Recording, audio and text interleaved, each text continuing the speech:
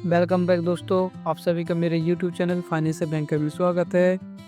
आज हम जानेंगे कि सैलरी लोन क्या होता है और कौन-कौन से बैंक जो होते हैं लोन प्रोवाइड क्या लाभ ये लगते हैं। तो सबसे पहले हम जान लेते हैं कि डॉक्यूमेंट क्या लगते हैं। तो उसमें लगता है आधार कार्ड, पैन कार्ड, फ़ोटो, 3 महीने सैलरी स्लिप, 6 महीने का बैंक स्टेटमेंट, आपका आईडी कार्ड, घर का बिजली का बिल, टैक्स रसीद, यदि रेंट पे रहते तो रेंट एग्रीमेंट, यदि हाउस अलॉटमेंट हो तो हाउस अलॉटमेंट लेटर और परमानेंट एड्रेसेस के साथ लगता है।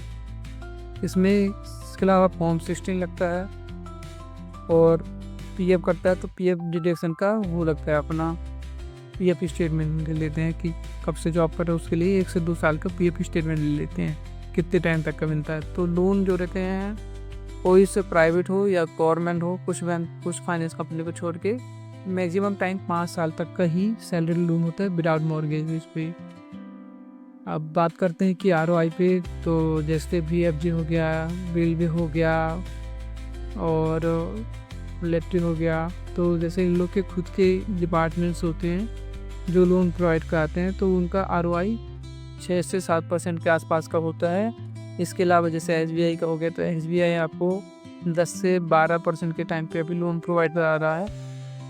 इसके अलावा जैसे और भी गवर्नमेंट बैंक है उनका भी 10 से 12 का रेट है। साथ में इसके अलावा कुछ प्राइवेट सेक्टर जैसे IDFC, ICI bank, axis bank भी लगभग इसी रेट पे लोन प्रोवाइड करा रहे हैं। कुछ एनबीएफसी हैं जैसे एचडीबी, ये भी लोन प्रोवाइड करा रही है, बट इसका रेट जो है थोड़ी सा ज़्यादा है। आपको इसका 13 से 14% का रेट मिलेगा, पर इसमें 25 लाख तक का लोन 5 साल तक के लिए मिल जाएगा।